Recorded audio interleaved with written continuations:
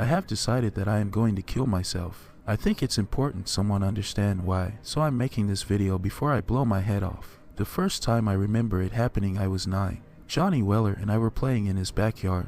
The sun was setting over his back fence, warm oranges and reds shining through the bone white slats like a creamsicle against pearly white teeth.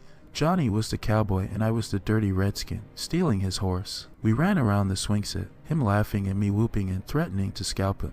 When he tripped, I ran to where he laid in the dirt, scooping up a handful of air, pointing my finger at his nose and proclaimed, "I got your gun now." Bang. Johnny's head exploded in a tremendous blossom of crimson blood, slate gray brain, and chips of skull that sparkled in the setting sun. My hand fell to my side, and I stared, open-mouthed, unable to understand what just happened. Someone was screaming. At first I thought it must be Johnny's mother, until she tore open the back door and I realized I was the one screaming. Johnny's mother crumpled against her son's headless body, adding her broken sobs to my horrified cries. Johnny's funeral was the next week, closed casket. I forgot the sparkling light shimmering across the cloud of Johnny's blood. I forgot Johnny's mother ragdolling my little body, begging me to tell her what happened to her son. I forgot the sheriff telling my mother Johnny was hit by a falling bullet, one of 26 cases each year. I forgot my father's quiet talks with my mother about how they never found the round that spattered Johnny's smile across the grass. I adjusted. I coped. I forgot.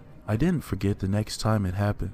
I never played cowboys and Indians again. In fact, I can't remember a single instance of any shooting game played by little boys anywhere in my childhood.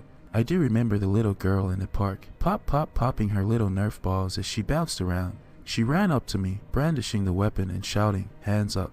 I smiled and complied, dropping my sandwich in mock terror. I lifted my hands to the sky and petitioned for mercy. A true homicidal maniac in the making, she executed me with a flurry of staccato pops. I dutifully played dead, sprawling across my bench. She giggled and proclaimed, "Your turn. Shoot me." A sudden sensation of intense discomfort slithered up my spine. I thought of flowers, glittering crimson roses, wet with morning dew. She eyed me impatiently, apparently convinced she might have to nerf me once more to provoke a response. I lifted my finger weakly, pointed at her and whispered, "Bang." This time I wasn't the one screaming.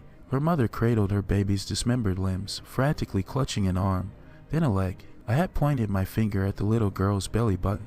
The moment the word left my lips, she ruptured like a water balloon filled with punch and soaking bits of crimson color for Johnny Weller's decapitated body filled my vision.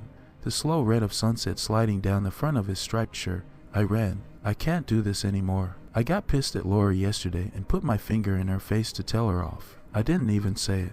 I couldn't bring myself to sop my girlfriend's brains off the kitchen floor. I can't do this anymore. All I have to do is put my finger against my temple and say it. At least I'll go out with a bang.